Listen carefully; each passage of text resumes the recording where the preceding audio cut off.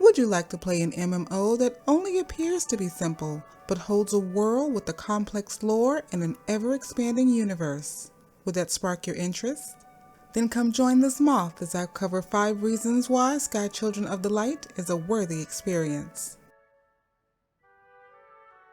If you have ever played 2012's Journey, also by That Game Company, then you will be quite familiar with many of the story elements and gameplay mechanics of Sky.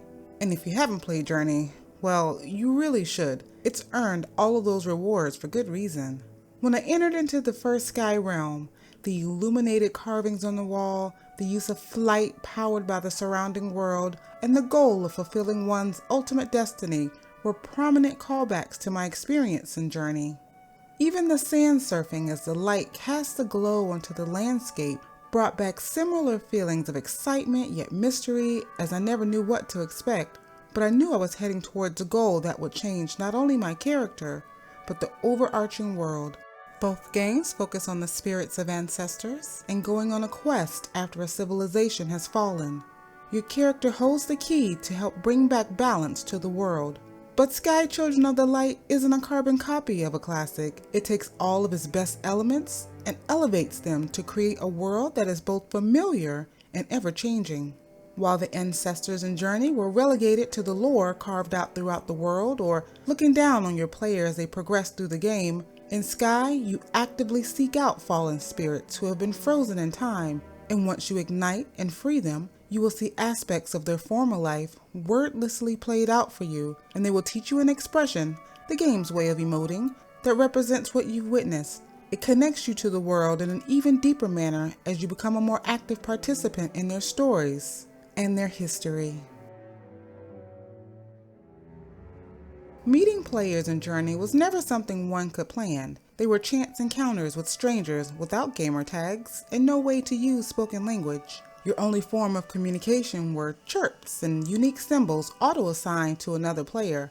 Upon crossing paths in Journey, you could choose to ignore them, travel together for a time, or travel together through to the game's end. But deciding to spend time together meant that players could help one another, or even refill one's energy in their cloth so that they may fly longer and higher. And this translates into Sky, as you will come across players more frequently, but there are more ways in which the game encourages cooperation and to reach out to one another in a spirit of togetherness and giving because, let's say it together everyone, friends are not tools. They are more than a means to an end. Players can choose to greet one another through the touching of candles, allowing themselves to be seen for the very first time. When events within an area are triggered by one player, all players may choose to work together to lessen the time and effort it would take to do a task alone. And while the main game of Sky can be completed without interacting with any other players at all, there are sections of the game that can only be reached through the help of 1, 3, or even 7 other players. As you make a conscious decision to make this other person a part of your experience, you can take their hand and place your trust in them as they fly you around to show you the parts of the world to enhance your own understanding and advancement. And you can even say thank you with a hug. And the game does all of this without relying upon verbal or written language between players. Rather, you mainly communicate through the use of calls and expressions that you learn along the way, creating a more immersive experience as a stranger who enters into a strange world and must learn how to create bonds with those around them through the use of emotion, curiosity, and anticipating the needs of others. And while Sky does have the ability to use text chat, it is limited to chat benches scattered around the world, as well as only with those players which you have actively built a relationship with by investing your time and your light to enhancing your friendship tree.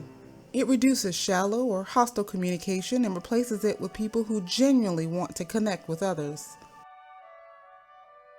Sky first released in July 2019 on iOS, with Android following in April 2020, and most recently the Nintendo Switch in June of 2021.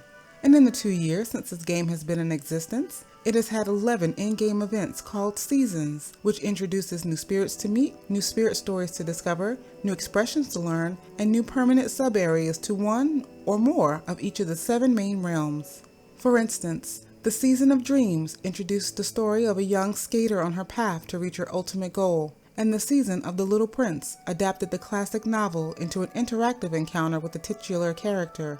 The current season of Flight heavily relies on your ability to fly to perform quests provided by the Flight Guide. Each quest is scheduled to unlock one at a time, giving players reasons to check in again and again.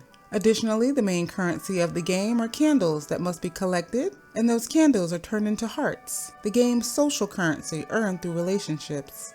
But during seasonal events, there are seasonal characters and hearts to collect as well, allowing even more access to personalize your character with different clothing, hair, instruments, capes, and masks. So the game has been building upon itself over the years, providing reasons for veteran players to return for something new and interesting. Although it is noticed that a big critique of the game is that the cost of some cosmetics is a bit steep. Acquiring enough hearts and candles can become a bit of a chore, and maybe not as rewarding as time goes on. With new content comes new areas to explore. The game is built off of 7 main realms that have been expanded upon over time. This gives those with an adventurous vibe so much more to explore. There are open fields, mountains, caves, and so much more. And with all of the realms being situated above the clouds, you can use your flight to soar to areas high and low, far and wide. You never know where a collectible might be hiding or where a spirit might be in need of releasing from their frozen state. Plus, you become a bit of an archaeologist, piecing together the history of a civilization through the discovering of carvings, statues, monuments, and other bits of history scattered about. You can learn so much from entering an area that was previously inaccessible, or being able to fly higher or farther once your wing power of your cape has been increased. And no, the game does not have a clear and defined lore. The developers left many aspects of the story vague and left up to interpretation. But I see that as a strength, because it allows you the room to develop your own understanding without being boxed into what is right and what is wrong. It's all about what makes sense to you as a player and how much you choose to experience. And this is a game that can be tailored to players of a variety of gamer skill levels. Genova Chen, creative director of That Game Company, wanted this to be a game that can be shared by anyone, even those who do not typically play games. In fact, it is for this reason that Sky started on mobile devices, to make it more accessible to those who may not even have a game console. So casual players who just want to use the game as a means of passing the time or enjoying time with friends they meet or invite to play with them can do just that. But there are also moments of challenge, sometimes pretty challenging challenges, for players who want a bit more involved gameplay. And you can find plenty of moments where they'll really put your gamer skills to the test. And I'd like to challenge you all still hanging there with me right now to fly on over to that like button if the information has been helpful to you so far. And I always look forward to reading your thoughts in the comments, so feel free to share those too. And the last reason you should play Sky Children of the Light? It's absolutely free. Whether you play on iOS, Android, or the Switch, it won't cost you a thing to try. Are there additional cosmetics and additional perks hidden behind paywalls?